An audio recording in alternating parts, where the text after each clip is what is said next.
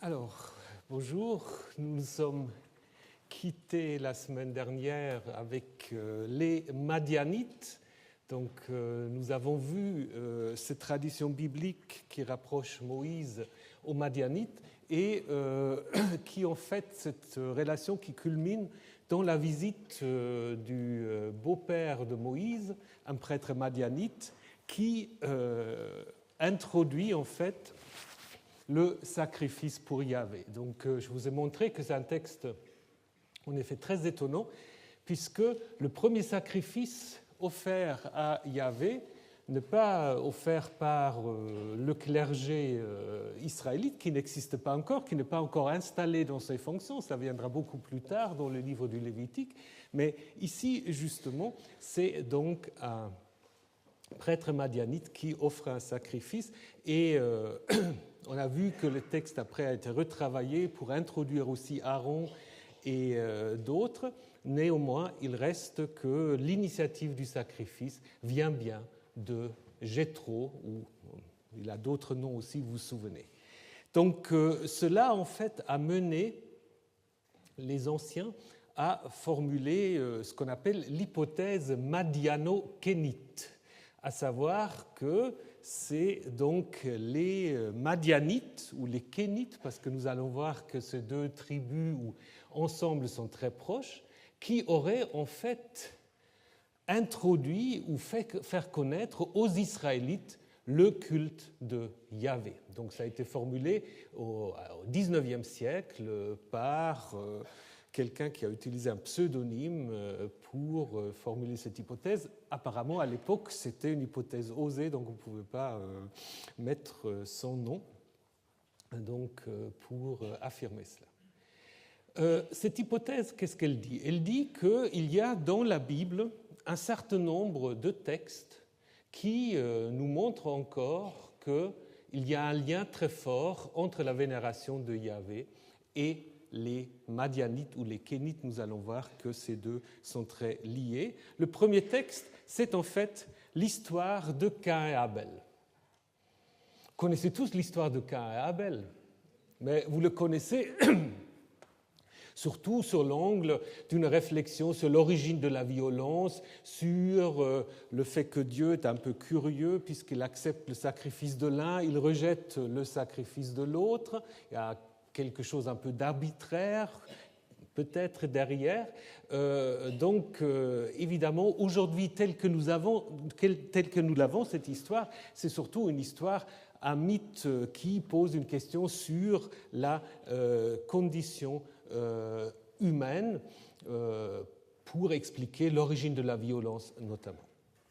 Mais il y a eu plusieurs publications, comme notamment celle de M. Heide, Caïn, der erste Yahvé-Verehrer, Caïn, le premier adorateur de Yahvé, qui dit en fait qu'à l'origine de cette histoire, il y avait tout autre chose.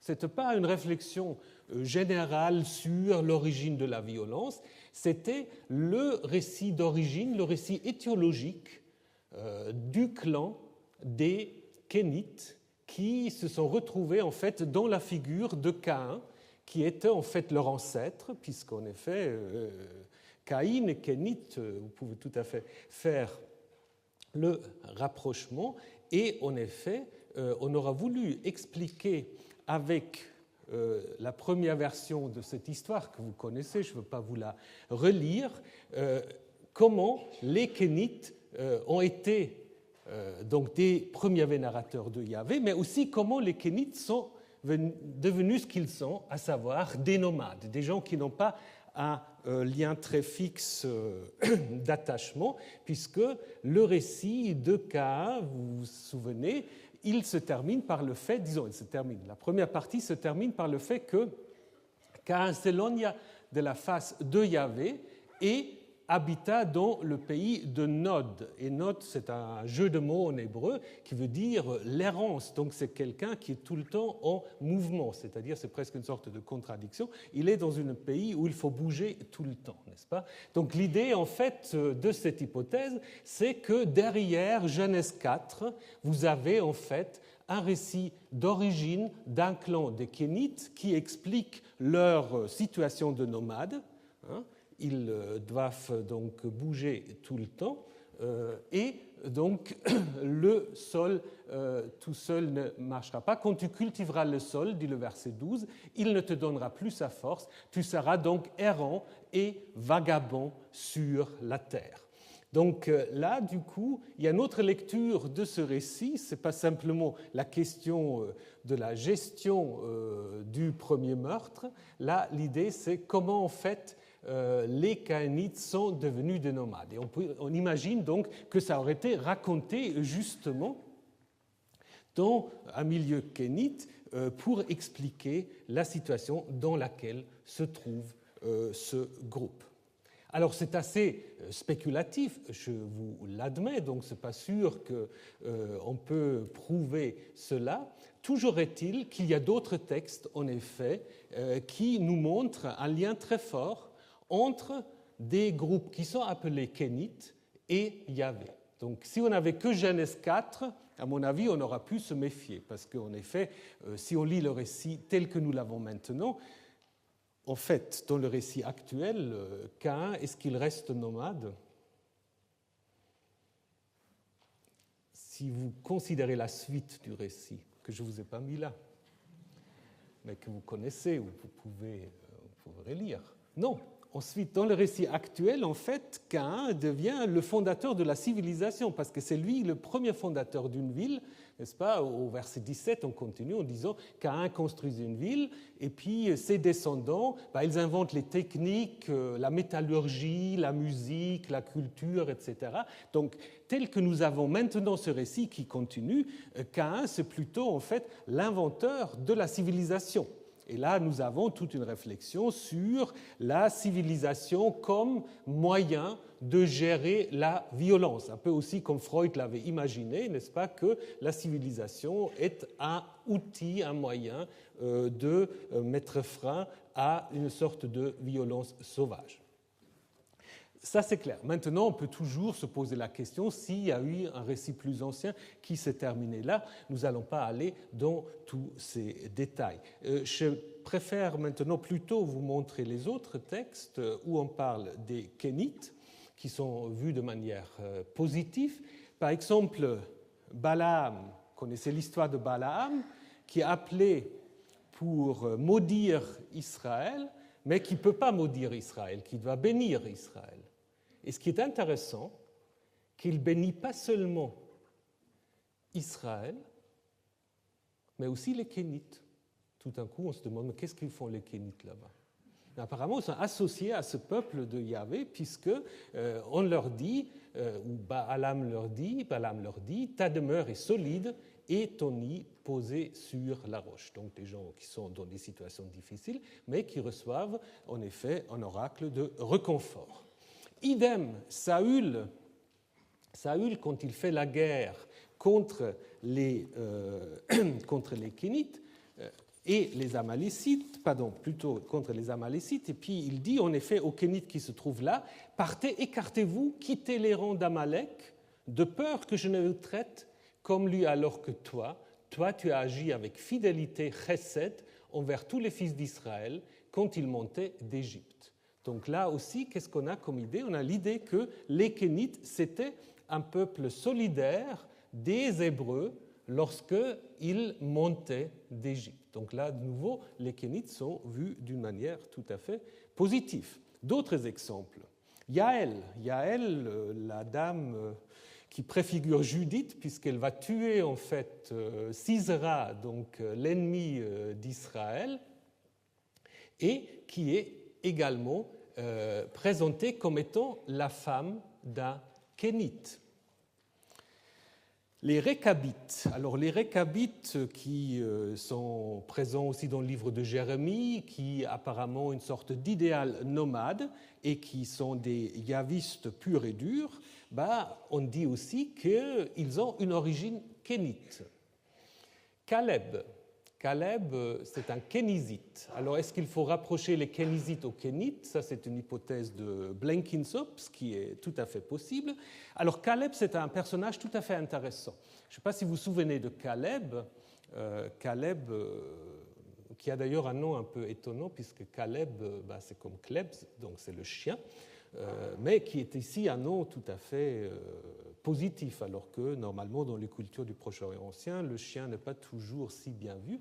Mais donc ce Caleb, c'est un des deux espions dans les récits des Nombres, avec Josué, qui en fait est le seul à vouloir suivre l'ordre de Yahvé transmis par Moïse d'aller conquérir le pays. Vous connaissez l'histoire, donc les autres espions disent mais le pays est habité par des géants, pas des gens qu'on ne pourrait jamais affronter, et donc refus de monter prendre le pays, à l'exception justement de Josué et de Caleb, dont ils ont dit 2 fois qu'il suit fidèlement Yahvé, et en récompense va-t-on apprendre qu'il reçoit le territoire de Hébron, qui est déjà très proche en fait de la région des Édomites. Donc on est là dans le sud, mais qui est aussi intégré, qui finit par être intégré dans Juda. Alors si Kénizites et Kénites, on peut les rapprocher, on voit que là nous avons donc un autre personnage qui est vu de manière très positive et qui apparemment aussi est présenté comme quelqu'un qui vénère, qui est un fidèle de ce Dieu Yahvé. Donc, si on fait un petit résumé de tous ces textes, qu'est-ce qu'on observe ?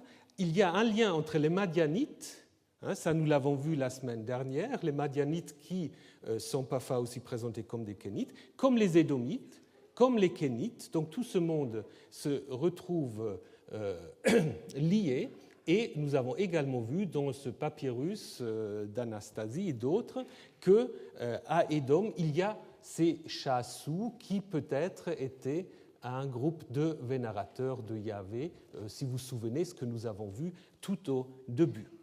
Donc, on peut dire que cette hypothèse, bien qu'elle date du XIXe siècle, a quand même quelques points intéressants à conserver.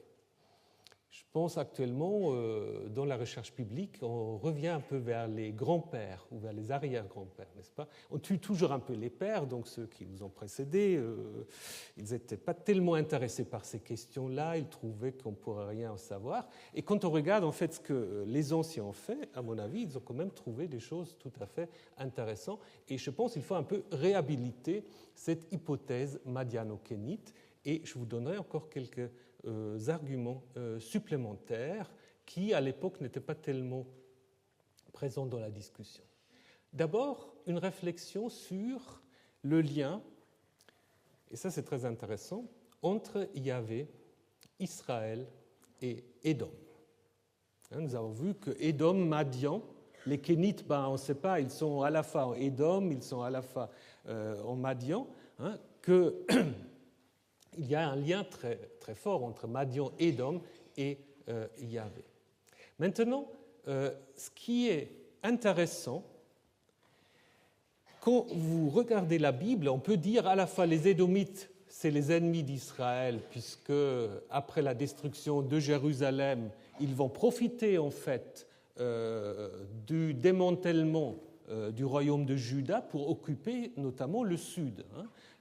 Après 587, avant notre ère, les Édomites ont occupé Hébron et probablement toute une partie du sud de Juda. Donc on comprend qu'ils ne sont pas très bien vus.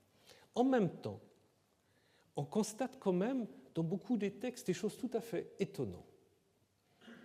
Première chose très étonnante, c'est que Yahvé a donné le pays d'Édom au fils d'Ésaü, exactement comme il donne le pays de Canaan aux descendants d'Abraham. Ça ne dit d'aucun autre peuple. Quand on parle du pays, évidemment, il y a toujours cette idée que Yahvé donne le pays aux descendants d'Abraham. Mais nous avons 2 textes, dans le Deutéronome et en Josué, où il est dit très expressément, Yahvé, au fils d'Ésaü, il donne la région de Séhir, Édom. Donc, c'est quand même étonnant, parce que normalement, c'est le Dieu tutélaire d'un groupe qui lui attribue le pays, soit comme possession, soit comme usufruit, peu importe. Mais c'est quand même très étonnant.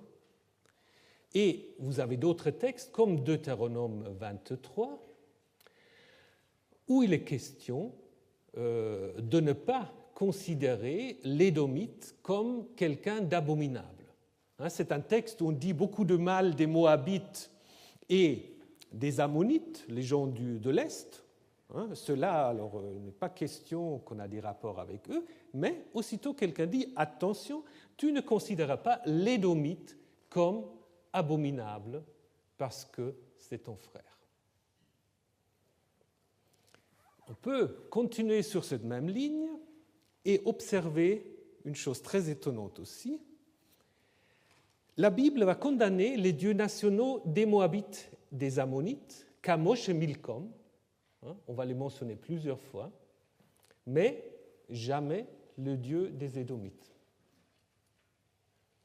Vous pouvez lire par exemple l'histoire de Salomon. On va y revenir sur Salomon. Alors, qu'est-ce qu'on raconte de Salomon ? De Salomon, on nous dit beaucoup de choses, mais surtout aussi qu'il avait beaucoup de femmes. Les femmes étrangères, on va dire les Moabites, les Ammonites, les Édomites, les Phéniciennes aussi. Et on va ensuite vous énumérer tous les dieux vers lesquels ces femmes ont entraîné Salomon. Alors vous trouvez les dieux des Ammonites, les dieux des Moabites, les dieux des Phéniciens. Vous ne trouvez pas le dieu des Édomites. Pourquoi ? Pourquoi ? La Bible ne le mentionne même pas. Nous savons comment il s'appelle, le dieu des Édomites s'appelle Kos ou Kaus, qui en fait est attesté seulement de manière directe à partir de la fin du VIe siècle. Par contre, nous avons des noms propres de l'époque assyrienne. Dans les documents assyriens, on parle de Kos Malak, donc Kos est le roi, et Kos Gabri, Kos est mon héros, mon soutien, qui sont présentés comme des rois édomites. Nous avons peut-être aussi un texte égyptien, mais ça c'est moins sûr, qui est peut-être construit déjà avec l'élément Kos. Kos est mon berger. Kos est un nom arabe qui veut dire l'arc. Alors ça peut être l'arc personnifié comme divinité, ou de toute façon l'arc, on l'a déjà vu, l'arc c'est une divinité guerrière, un dieu guerrier. Comme je vous ai dit, dans l'Ancien Testament, dans la Bible hébraïque, Kos n'est jamais mentionné. Sauf peut-être de manière indirecte à une époque récente, dans les livres d'Esdras de l'époque perse, fin de l'époque perse, on a Bar-Kos qui peut peut-être être construit avec Kos. Bar peut-être étant araméen déjà, fils de Kos. Ça c'est une possibilité. Ce que nous avons comme appui archéologique, c'est un site qui a été fouillé il y a une vingtaine d'années, je crois une trentaine d'années, Horvat Kitmit, qui se trouve en fait à proximité de Arad. Et là, nous avons donc un sanctuaire édomite. On a les premières attestations épigraphiques du nom de Kos. Avant, on avait Kos dans des textes seulement de l'époque nabatéenne, du 4e, 3e siècle avant notre ère. Donc là, nous sommes au 6e siècle et nous avons donc plusieurs textes qui parlent de Kos et nous avons des représentations comme celle-là. Alors on peut discuter, est-ce que, alors là, il faudrait que vous donniez votre avis, est-ce que c'est un dieu ou une déesse ? Hésitation. Les cornes, de toute façon, les cornes, c'est important pour les dieux, ça vous le savez. Mais bon, alors ceux qui pensent que c'est un dieu, ils imaginent que ça, c'est une représentation de Kos. Ceux qui pensent que c'est une déesse, ils pensent que c'est la parèdre, la compagne de Kos. Mais en fait, là, nous avons vers 600 une attestation très claire, à la fois par l'écrit, peut-être aussi là par l'iconographie, de la vénération de Cos. Mais alors pourquoi avant ce Cos n'est pas mentionné dans la Bible? Il n'est pas du tout mentionné, sauf ces deux noms. Alors on peut en effet imaginer que avant Cos, le dieu d'Édom, c'était Yahvé. Et que Cos, d'une certaine manière, n'a pris le relais, s'est imposé comme le dieu d'Édom à un moment où Yahvé était clairement devenu la divinité nationale d'Israël et de Juda. Donc en fait, Yahvé aura changé de nationalité d'une certaine manière, n'est-ce pas? Donc d'un dieu édomite, il serait devenu un dieu israélite, mettant ainsi laissant la place pour que la divinité Cos puisse devenir en fait la divinité tutélaire des Édomites. Autre possibilité qui n'est pas suggérée, qu'en fait Yahvé et Cos étaient simplement deux noms pour la même divinité. Ça existe, mais c'est peut-être moins clair. Toujours est-il que la Bible même ne critique jamais cette divinité. Donc, ce qui confirme d'une certaine manière l'origine édomite de Yahvé. Donc, pour résumer ce parti-là de notre enquête, nous pouvons dire que Yahvé est à l'origine un dieu édomite ou madianite, peu importe, vénéré par des groupes séminomades qui habitent ou qui sont en symbiose entre des agriculteurs et des nomades. Donc ça, je pense, évidemment, nous devons toujours marcher par des hypothèses, mais là, il me semble que c'est une hypothèse assez forte que Yahvé, en fait, sera une importation venant du sud, ce qui est d'ailleurs encore attesté dans des textes assez tardifs, comme dans ce qu'on appelle le 3e Ésaïe, où on parle de Yahvé en disant « Qui est donc celui qui vient d'Édom ?» de Bosra, ville en Édom, avec du cramoisi sur ses habits. Encore, à cette époque-là, nous sommes vers la fin de l'époque perse, on sait que Yahvé vient d'Édom. Et les textes dont nous avons parlé à la dernière leçon gardent le souvenir d'une rencontre entre un groupe de Chassou ou d'Apirou, d'un groupe de nomades, et des Madianites, adorateurs de Yahvé. Et c'est sans doute ce groupe-là qui a fait voyager Yahvé jusqu'à dans les montagnes d'Éphraïm, Benjamin et Jérusalem.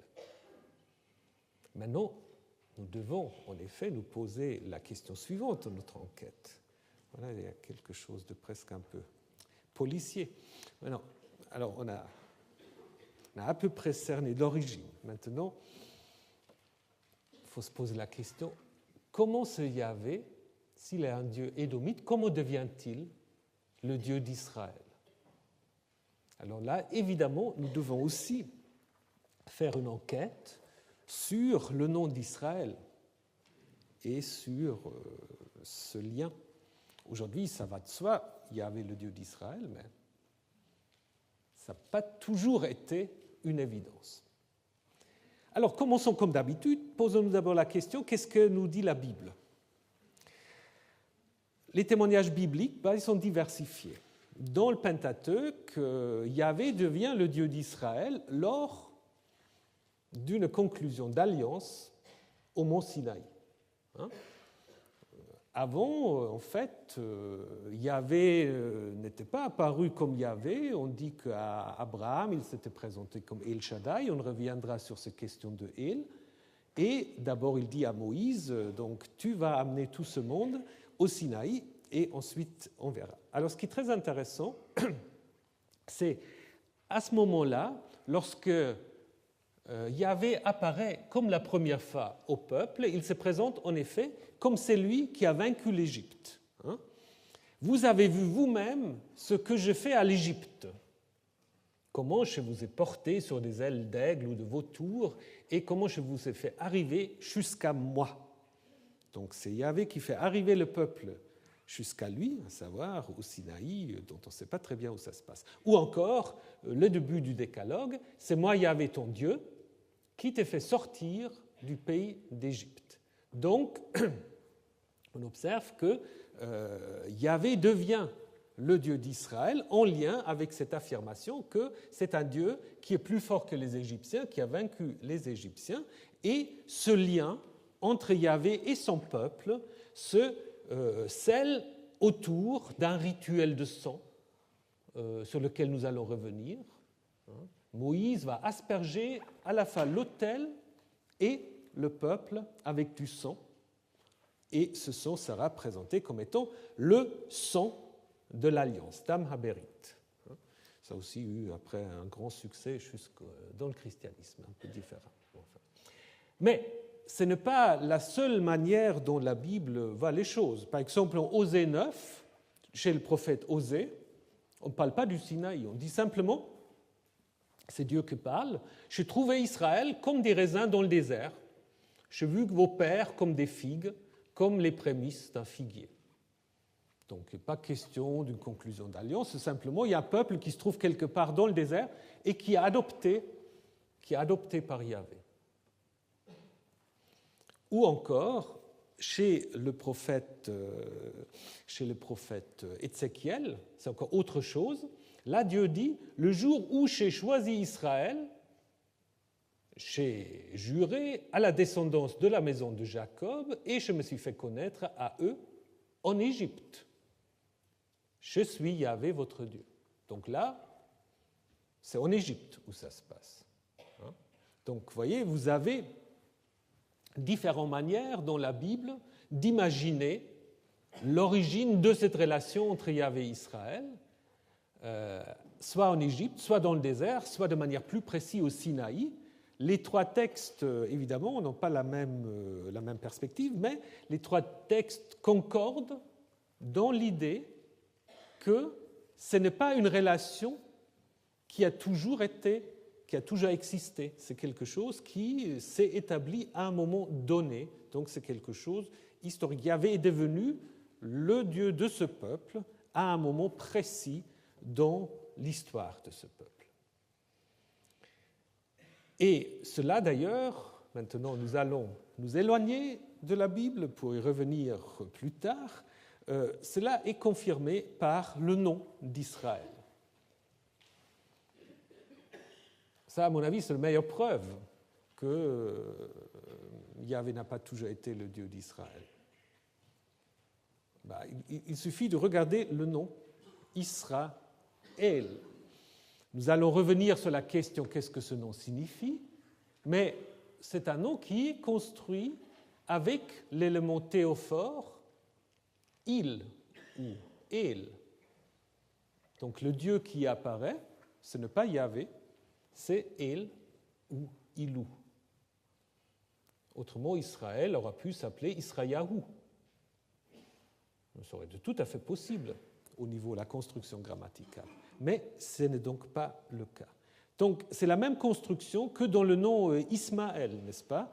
Yisraël, Yishmaël, c'est aussi un nom construit avec le nom théophore El, Yishmaël, Ismaël, que El écoute, que El soit attentif.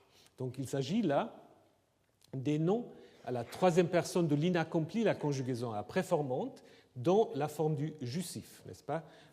Toujours un souhait que El fasse ceci ou cela. Ça, c'est quelque chose de très courant pour les noms théophores. Soit on dit quelque chose, une caractéristique sur le Dieu qu'on mentionne, ou on exprime en fait un souhait d'intervention de la part de ce Dieu dont on porte le nom.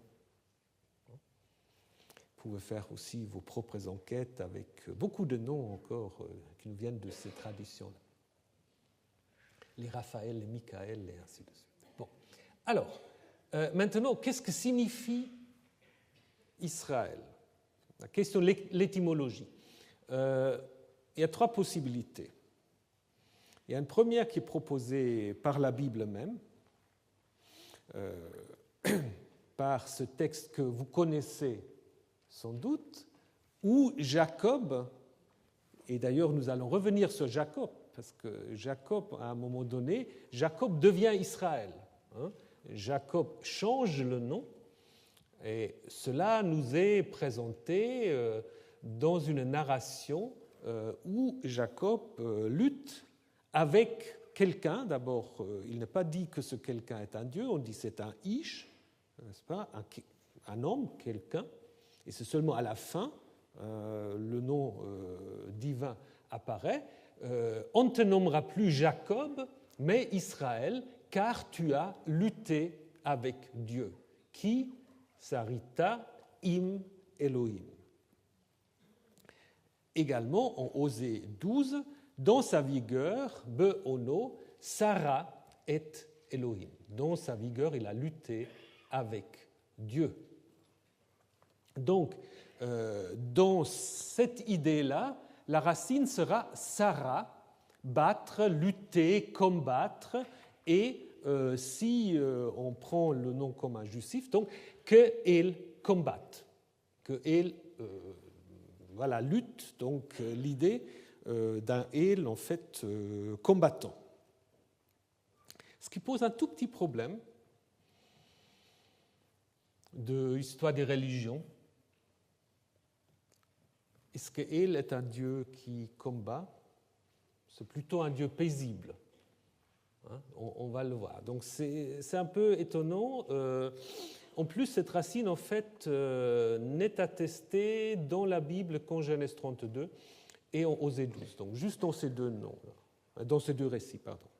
Elle est peut-être attestée dans un nom propre à Ebla, mais là, les spécialistes ne sont pas d'accord. Et puis Jean-Marie Durand m'a dit qu'il faut arrêter de fantasmer sur Ebla, il n'y a ni Israël, ni Yahvé, donc je ne veux pas m'étendre là-dessus, peut-être oui, peut-être non. Mais dans la Bible, en fait, on a ces deux récits et la racine n'est pas attestée par ailleurs. Alors, deuxième possibilité, c'est la racine yachar, être juste, être juste. Passage entre sin et shin n'est pas un problème, à l'origine c'est la même lettre.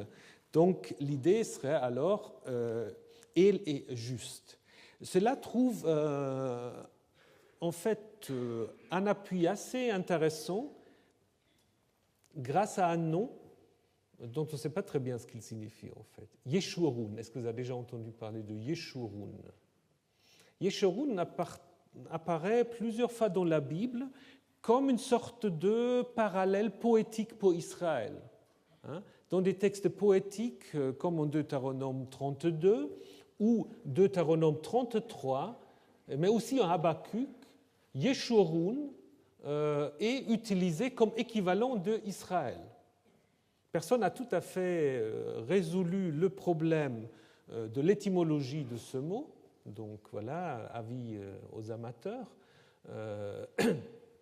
Mais on pourrait imaginer, en effet, que Yeshurun est aussi construit avec la racine yachar, n'est-ce pas, être juste. Comme le dit Deutéronome 32, en ka'el, et puis là nous avons el, en ka'el Yeshurun. Personne comme le el de Yeshurun. Personne comme le el de Israël. Alors ça, c'est en effet intéressant. Encore en Ésaïe 44, vous avez le même phénomène. Et vous avez peut-être une attestation de ce nom-là, ici donc à Ougarit, où vous avez donc le nom de Yishraïlou comme nom d'un soldat étranger qui fait partie d'une corporation de soldats sachant conduire des chars. Donc ce nom est attesté à Ugarit. C'est d'ailleurs une tablette qu'on a trouvée encore dans le four, ce n'était pas encore cuit, c'est au moment où la ville a été détruite. Donc c'est pour cela un peu daté. Il est contemporain à la stèle de Merneptah, grosso modo. Ce nom, évidemment, ça ne prouve rien. Et d'ailleurs, aussi la vocalisation d'Israël ne parle pas tellement en faveur de cette étymologie. Reste une troisième, on ne peut pas non plus totalement exclure, elle est, à mon avis, quand même plausible pour Yeshurun. Pour Israël, je suis moins sûr. Alors, troisième possibilité, c'est la racine sarar, une racine qui est assez bien attestée dans la Bible, régner, gouverner, s'imposer comme maître. Donc, qu'il règne, qu'il gouverne, qu'il soit le maître. Et cela peut-être se trouve dans un texte de nouveau de Osée, mais qu'il faudrait un tout petit peu amender. Le texte actuel massorétique que nous avons, il est un peu bizarre. On traduit en règle générale « Il lutta avec un ange et l'emporta », donc Jacob. Seulement, pour les hébraïsants, vous voyez tout de suite le problème, le « el » va pas très bien, ça aurait dû être un « et », n'est-ce pas? Donc la préposition est un peu curieux. Donc si on comprend la préposition non pas comme préposition, mais comme « il », alors on peut en effet penser que ce verbe, ce n'est pas le verbe lutter, mais le verbe s'imposer, c'est « il » qui s'imposa et qui l'emporta. À ce moment-là, on aurait donc là, si vous voulez, une modification avec l'ajout de malach, de l'ange, parce qu'à un moment tardif, on n'aura pas voulu dire que Jacob a lutté directement avec Dieu, donc c'est avec un messager de Dieu qu'il a lutté, et on aura là le texte ancien. En plus, on a beaucoup de noms propres qui sont construits avec cette racine, Serayahu ou Seraya, Yahvé règne, qui est un nom pour un prêtre ou pour un fonctionnaire du roi. Je vous ai mis là les références. Donc, je pense, ça c'est en fait la signification première du nom de du nom d'Israël, que El règne, que c'est El qui est le maître, El qui gouverne. Et pourquoi dans la Bible a-t-on suggéré l'idée d'un combat? C'est au moment où El a été assimilé à Yahvé, où El a été assimilé à un dieu guerrier, un dieu de l'orage, qui est plutôt un dieu qui combat. Vous avez là, au niveau de l'histoire des religions, en effet, deux types de dieux. C'est pour cela que je vous dis, pour El, que El combatte, ce n'est pas très logique. El, c'est ça, Ugarit, c'est un El qui règne, c'est un El qui trône, qui est sur son trône, qui est le maître. Et celui qui se bat, qui combat, c'est Baal, c'est le dieu de l'orage. Et donc, je pense en effet, Israël, signification première, que El s'impose comme maître, et puis plus tard, au moment où ce El-là est devenu en fait rien d'autre que l'équivalent de Yahvé, on a pu penser à une racine qui évoque des connotations guerrières. Alors, ayant résolu la question de l'étymologie, maintenant, où est-ce qu'on parle d'Israël en dehors de la Bible? Parce que ça, c'est toujours la question. Est-ce qu'on n'a que la Bible ou est-ce que nous avons d'autres attestations? Là, nous en avons au moins une, peut-être plus, je vous dirai un mot. C'est la fameuse stèle de Merneptah. Ça, vous le connaissez tous, cette stèle qui est immense, qui est plus que 3 mètres, et donc qui est très impressionnant. Et cette stèle, donc, nous raconte une campagne militaire de ce pharaon qui, évidemment, comme tous les stèles de victoire, se solde par une victoire éclatante du roi en question. Et dans cette stèle, donc on mentionne aussi le nom d'Israël.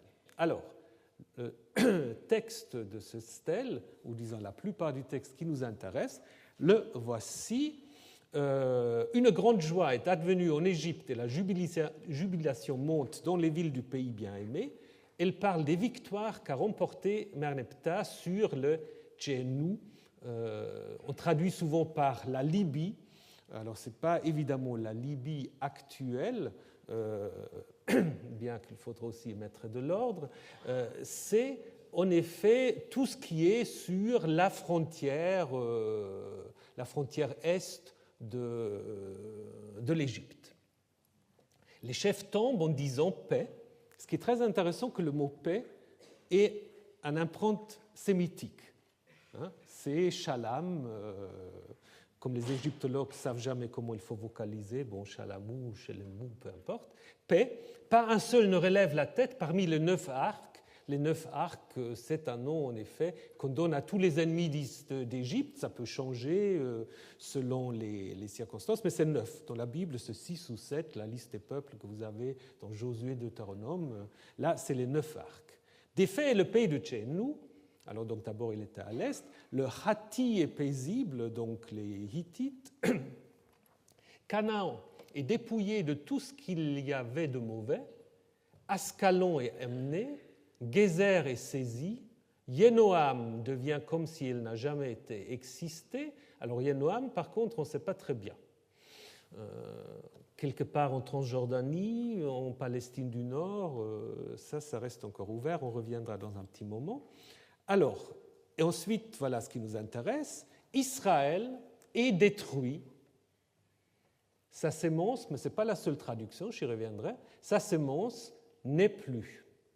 La Syrie, c'est aussi une traduction qu'on donne faute de mieux, ce n'est pas très bien non plus ce que signifie ce terme. Chourou est devenu comme des veuves, en fait c'est un pluriel, comme des veuves pour l'Égypte, ou à cause de l'Égypte. Il faudrait plutôt traduire à cause de l'Égypte, puisque c'est l'Égypte qui est en fait la raison.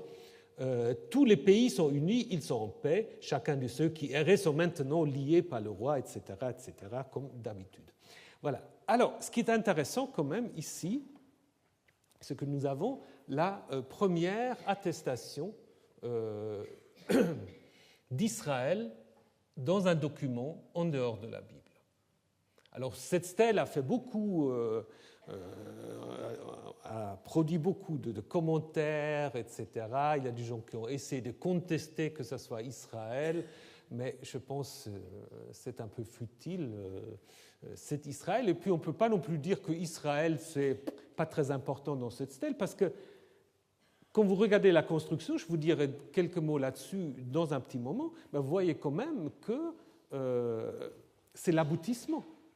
Israël et Syrie, c'est la fin.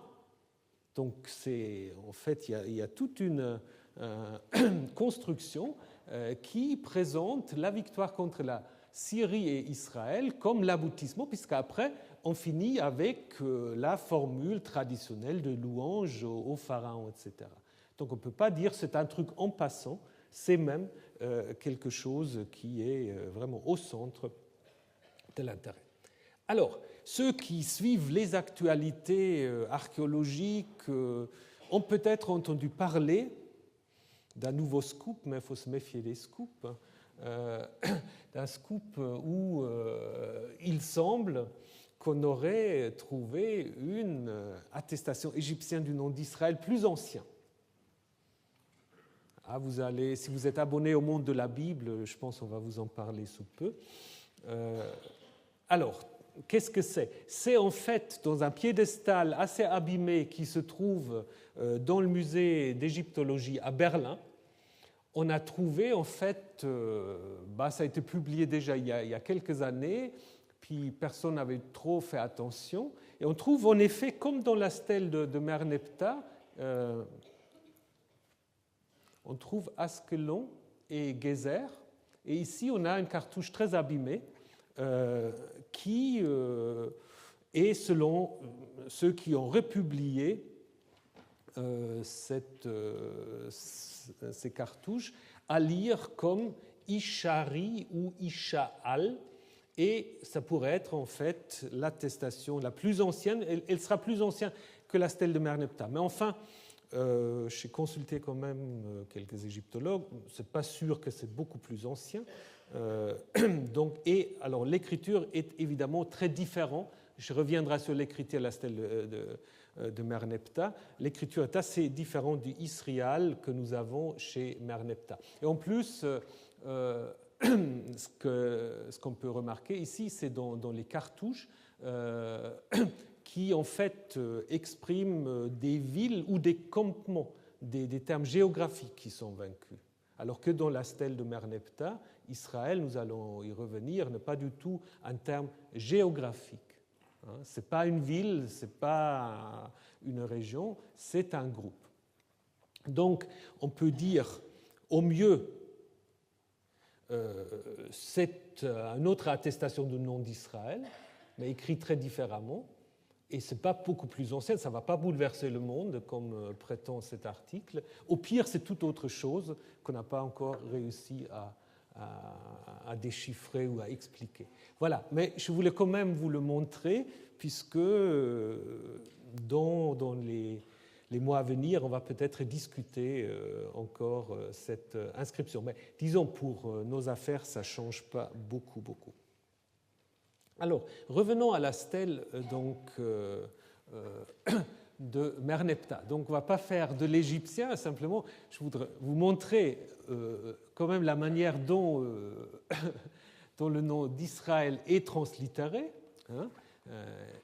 Isriar, donc il n'y a pas de L pour les translittérations, et il a en fait un double dénominatif. Il y a là un homme et une femme qui, en effet, symbolisent donc un groupe, un peuple, et ce n'est pas une ville, ce n'est pas une région, ce n'est pas un terme géographique, et c'est renforcé par ces trois traits qui indiquent le pluriel. Donc il y a double détermination, mais justement pour dire que ce n'est pas un lieu précis, ce n'est pas une région tout à fait précise, ce n'est pas comme Askelon ou Gézer, ce n'est pas une ville qu'on peut identifier, c'est un groupe. Mais un groupe quand même qui doit être suffisamment important pour que le pharaon juge important de mentionner. Si ça avait été 20 personnes qui se seraient courues après, je ne pense pas que le pharaon leur a mis en aboutissement sur sa liste. Maintenant, donc, on peut encore essayer de comprendre en fait le sens précis de cette ligne qui termine le rapport des victoires. On a donc la première partie, donc Israël est dévasté, il n'a pas de Péret. Alors là, il y a deux possibilités. Donc souvent, on traduit par semence, mais ça peut être aussi le blé. Il y a deux possibilités. On peut aussi traduire « Israël n'a pas de blé », ce qui est aussi intéressant. Et si c'est cette signification, ça fait peut-être allusion à ce qu'on sait par ailleurs, ce que faisaient les Égyptiens, et pas seulement les Égyptiens, les Assyriens l'ont également fait, c'est-à-dire détruire les champs de blé. Les Assyriens, ils détruisaient surtout les arbres fruitiers, donc en fait, pour empêcher le groupe en question d'avoir de moyens de survivre. Donc ça, c'est en effet une possibilité. Si il faut comprendre sémence, ça peut aussi faire simplement, de manière très crue, allusion à l'annihilation des vaincus, parce qu'on connaît des Égyptiens la coutume, pas très réjouissante, de couper les sexes des vaincus et d'en faire, voilà, là vous avez une image, donc d'en faire tout un tas avec les sexes coupés des vaincus. Donc Israël n'a plus de semences, pour raison. Bon. Vous avez quelque chose quand même tout à fait comparable dans l'histoire de David, quand il est appelé à couper les prépuces. Je pense qu'il ne fait pas ça de manière très chirurgicale, donc vous avez un peu la même idée. Donc en fait, les deux font du sens. On pourrait se poser la question s'il n'y a pas, et là on sera tout à fait dans la rhétorique royale, on peut en effet se poser la question si ce double sens n'est pas voulu. Parce que, comme le font remarquer les égyptologues, on aura pu, si on voulait clairement dire que c'est la semence, on aura pu utiliser comme déterminatif le phallus, qui est souvent utilisé pour dire quelque chose de masculin. Pour le blé, on aura pu utiliser trois grains de blé qu'on utilise aussi souvent pour justement les céréales, etc.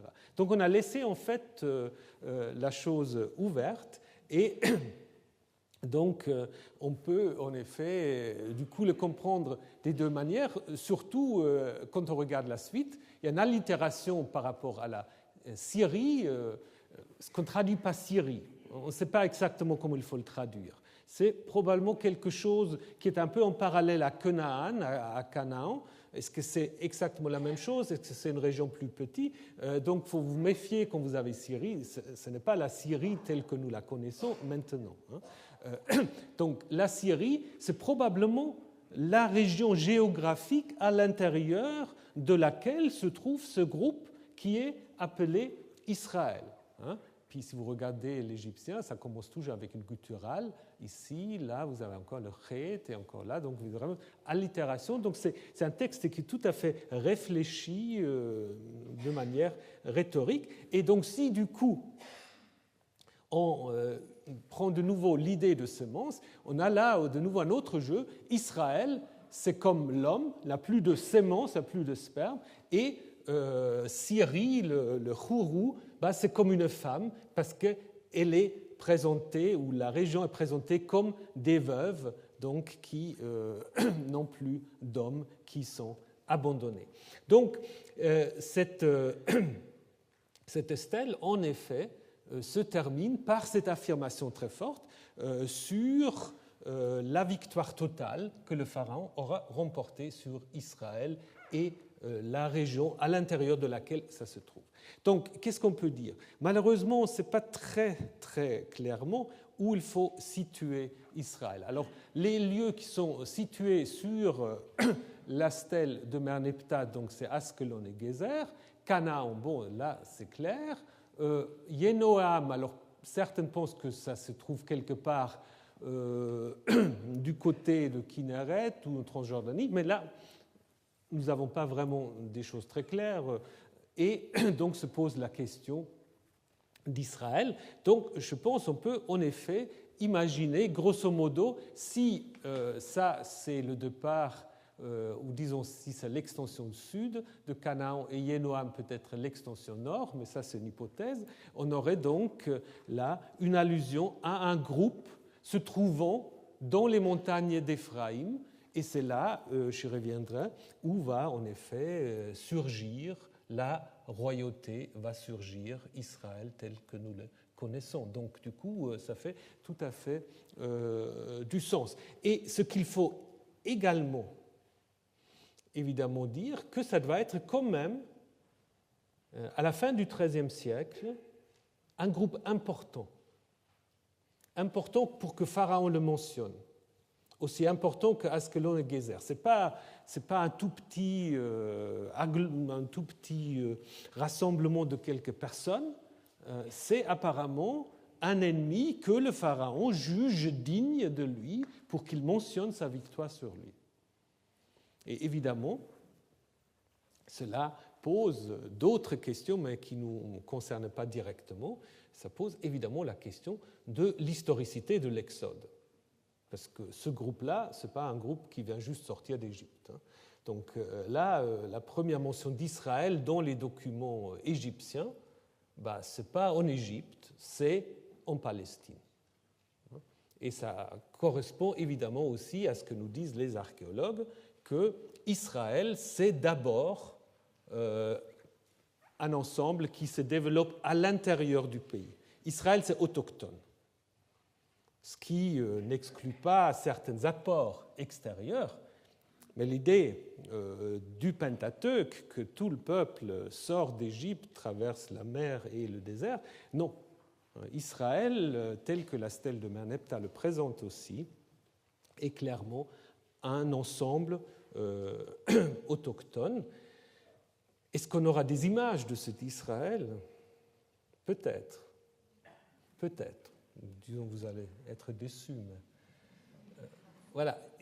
Il est possible, mais là c'est tout un débat entre égyptologues, mais il semble, c'est quand même maintenant l'avis majorité, qu'il y a à Karnak, dans le temple de Karnak, dans une des cours, il semble qu'on a représenté ce qui est décrit sur la stèle de Merneptah. Donc, un égyptologue du nom de Yurko a en effet émis cette hypothèse, qui est suivie pas par tout le monde, que en fait, ce serait aussi l'œuvre de Merneptah qui aurait mis là en image ce qu'il est décrit dans la stèle de Merneptah. Alors, bon, je vous épargne tous les raisonnements des autres tableaux, etc., où on a trouvé Askelon, Gézer, et donc on aurait ici, évidemment c'est très fragmentaire, la victoire sur Israël, donc qui tombe là sur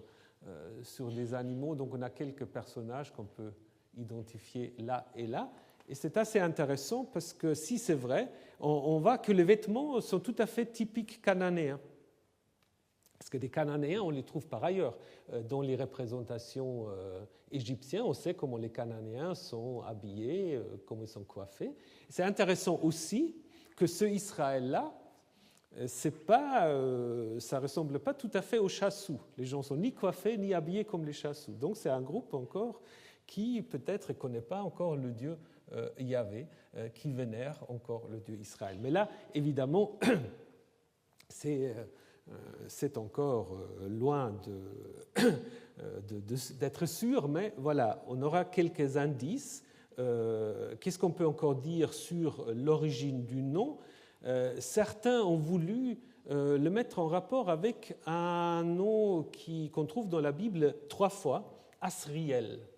Asriel. On trouvait ça comme nom d'un clan installé dans la montagne d'Éphraïm, un petit clan qui aura ensuite donné son nom à toute la fédération, comme par exemple en Suisse, le petit canton de Schwyz est devenu le nom pour la Suisse. Ou alors les Francs qui ont donné le nom à la France. Donc ce n'est pas impossible. Cela étant, les textes bibliques sont très rares. Ce clan, s'il était si important, peut-être on l'aura quand même un peu plus mentionné. C'est des textes très récents, tous de l'époque perse, fin de l'époque perse même. Et le changement, donc ça c'est pour les philologues, le changement donc, entre le Aleph et le Yod, parce que nous avons Asriel et pas Yisraël, est plutôt un phénomène récent. Donc je pense qu'il faut se tenir simplement à la stèle de Merneptah, où on a simplement un groupe qui s'est appelé Israël, sorte de fédération dont la localisation n'est peut-être pas totalement claire, mais qui doit se trouver dans les montagnes d'Éphraïm et dans le territoire de Benjamin. Ce qu'on peut peut-être encore dire, en utilisant un terme de l'anthropologie, que peut-être, et ça c'est peut-être aussi conforme au nom même d'Israël, que jusqu'à l'arrivée de la monarchie, nous avons ce qu'on peut appeler une société segmentaire. C'est en fait un terme qui vient de Durkheim et après d'un anthropologue Evans Pritchard, pour désigner en fait des sociétés faites de plusieurs groupes qui se tiennent un peu en équilibre, c'est-à-dire qui sont à peu près la même puissance pour limiter les conflits, pour éviter aussi qu'il y a une sorte de pouvoir centralisé qui se met en place.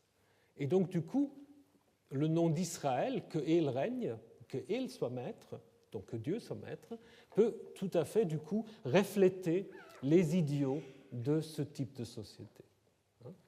C'est d'ailleurs dit aussi dans l'histoire de Gédéon, dans le livre des Juges. Vous connaissez peut-être cette histoire, où on veut donc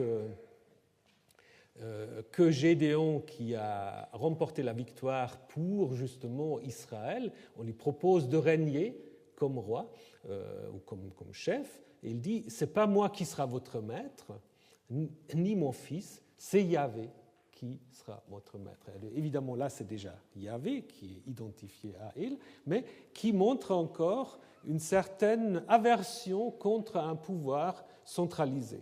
Et quand vous lisez les récits bibliques sur l'origine de la monarchie, c'est très difficile de dire est-ce qu'ils sont pour ou est-ce qu'ils sont contre. Parce qu'il y a certains récits où la monarchie est quasiment de droit divin, c'est Yahvé qui la décide, et puis il y a d'autres textes en fait où en fait on va dire au peuple mais si vous voulez un roi, vous rejetez en fait votre Dieu parce que c'est Yahvé seul qui est votre roi. Donc là on aurait encore, si vous voulez, un reflet que d'abord ce groupe d'Israël était une sorte de société dite segmentaire, qui avait évidemment à l'origine un autre Dieu qui était donc El. Nous allons continuer l'enquête, mais je vous donne juste quelques indications. Ce qui est très intéressant, c'est que le nom de El apparaît très très fréquemment dans la Genèse, dans l'histoire des patriarches. Alors, je vous ai dit, il ne faut pas prendre les histoires des patriarches comme des histoires, des récits historiques, mais il y a à l'intérieur de la Genèse une particularité. Si vous faites une statistique, regardez combien de fois on trouve le nom de El par rapport à tous les autres livres dits historiques, donc de Genèse jusqu'à Roi, là où vous avez le pic vraiment important, c'est dans la Genèse. Par exemple, vous avez un texte comme Genèse 33, où en effet Jacob va ériger un autel et il va l'appeler El Elohé Yisraël. El, le Dieu d'Israël. Et donc, du coup, on peut en effet, et ça j'aimerais vous le présenter à la prochaine leçon, on peut en effet imaginer que les Béné Yaakov, les fils de Jacob, parce que ce groupe autour de Jacob, ce n'est pas toujours appelé Israël, Jacob devient Israël, mais que ce groupe-là était en effet des gens qui vénéraient le Dieu El. El qui est en effet dans le Levant un nom propre et qui en Mésopotamie et à Marie est plutôt un nom générique. Donc c'est un peu comme Zeus et Deus, n'est-ce pas? Si vous allez en Mésopotamie, si vous allez à Marie encore, El, Ilou, c'est n'importe quel dieu. Alors que dès qu'on est à Ougarit, El, c'est le dieu chef du panthéon. Donc il y a aussi une utilisation un peu différente de ce nom. Et ce que nous allons voir, c'est que dans la Genèse, nous avons toutes sortes de El. Nous avons des El Elyon, des El Roi, des El Olam, des El Bet-El. Donc il y a toute une diversité de El qui vont défiler dans la Genèse. Et puis nous allons devoir nous poser la question, mais quel est le rapport de ces divinités-là avec Yahvé? Et qu'est-ce que ça signifie que la Genèse insiste tellement sur la vénération, même si de temps à autre on suggère que c'est El et Yahvé, mais en même temps il y a quand même quelque chose d'un peu curieux. Pourquoi cette insistance sur le nom de El? Et à quel moment El devient Yahvé? Et encore, comment ce Yahvé entre enfin, il n'est toujours pas là, entre enfin à Jérusalem? Pour le moment, on l'a laissé dans le désert quelque part. Disons dans le désert, on ne sait pas. Il est peut-être arrivé dans les montagnes d'Éphraïm, sans doute. Il est arrivé dans les montagnes d'Éphraïm ou à Benjamin. Mais il n'est pas encore à Jérusalem. Et comment va-t-il arriver à Jérusalem? On verra ça la semaine prochaine.